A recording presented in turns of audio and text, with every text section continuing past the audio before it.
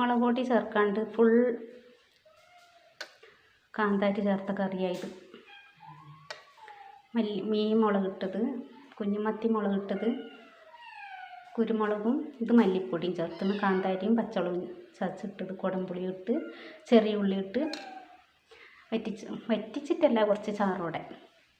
ഇത് വാഴക്ക വറവ്, തോരൻ, ചിലയിടത്ത് മെഴുക്ക് വരട്ടി എന്ന് പറയും.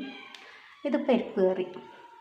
കാന്താരി മാത്രം ചതച്ചിട്ടത്, മഞ്ഞളും പിന്നെ സവോള മുറിച്ചിട്ടിട്ട് വെച്ചതാണ്, ഉപ്പിട്ടിട്ട് കുറച്ച് വെളുത്തുള്ളിയും കടുകും ഇട്ട് വറുത്തിട്ട്. നല്ല ടേസ്റ്റുള്ള കറിയാണ് ഇതെല്ലാം. മുളക് പൊടി ഉപയോഗിക്കാണ്ടുള്ള കറിയാണ്.